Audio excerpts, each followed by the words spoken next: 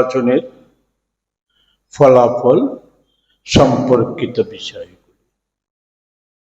এক্ষেত্রে আমাদের প্রাথমিক পর্যালোচনা, সার্বিক পর্যালোচনায় কিছুটা সময় লাগবে।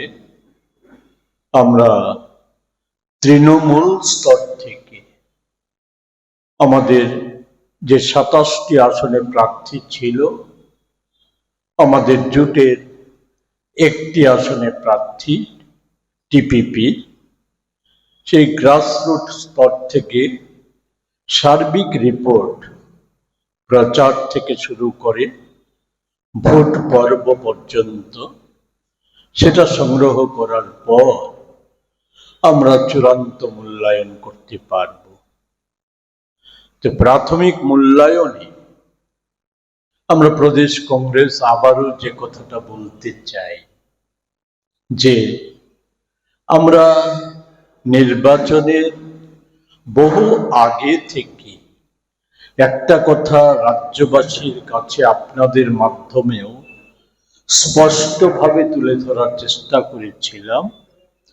শাসক জোটের যে আভ্যন্তরীণ দৃশ্যত যে সংকট বলে দেখানো হচ্ছে, বা এক প্রধান দুই শরিকের মধ্যে এক শরিক অন্য শরিকের প্রতি যেভাবে কামান দাগছিল, নানা প্রশ্নে সেগুলি বলেছি বিভিন্ন সময়, আপনারা জানেন, এগুলি বলে সময় নষ্ট করতে চাই না। এটা সম্পূর্ণ একটা স্ক্রিপ্টেড নাটক, যা দিল্লির অমিত শাহ দপ্তর থেকে তৈরি করা। এটা আজকে গণনার মধ্য দিয়ে এটা আজকে পরিষ্কার, অনেকটাই পরিষ্কার হয়েছে বলে আমার বিশ্বাস, আমাদের বিশ্বাস। এর মূল লক্ষ্য হচ্ছে এডিসি নির্বাচন নয়, এর প্রশাসনিক ক্ষমতা দখল নয়, মূল লক্ষ্য হচ্ছে 28-এর বিধানসভা নির্বাচন।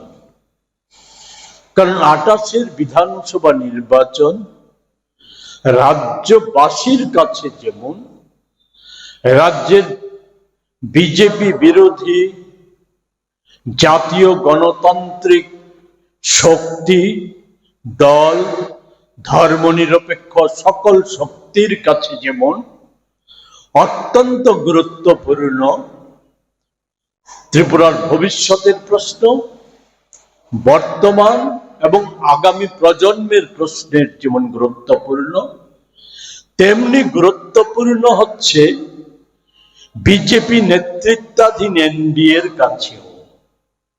কারণ এর উপর অনেকটাই নির্ভর করবে 29-এর লোকসভা নির্বাচনী ফলাফল, অনেকটাই নির্ভর করবে।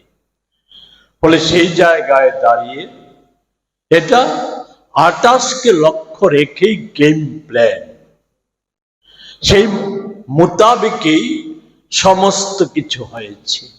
তো সেই জায়গায় প্রশ্ন হতে পারে যে কংগ্রেস আমাদের এই ফলাফলটার পেছনে কারণটা, আমরা খুব বিশদে, আমি তো বলেছি আগেই যাব না, শুধু বলবো আমরা নির্বাচনী প্রক্রিয়া শুরু হওয়ার সময়, আমাদের প্রার্থী ঘোষণার সময়, বা আমাদের ত্রিদলীয় জোটের যে নির্বাচনী ইস্তাহারই বলুন, বা আমাদের সংকল্পপত্র, এমনকি আমাদের নিজেদের ইস্তাহার প্রকাশের সময়, সব সময়ই আমরা যেটা বলার চেষ্টা করেছি, আমাদের বর্তমান যা শক্তি, সেই শক্তি মোতাবেক আমরা খুব একটা ভালো ফলাফল করতে সক্ষম হব, সেই আশা আমরা পোষণ করি নাই। এর পেছনে শুধু সংক্ষেপে স্মরণ করিয়ে দিতে চাই যে আপনারা সকলেই জানেন যে দীর্ঘদিন কংগ্রেস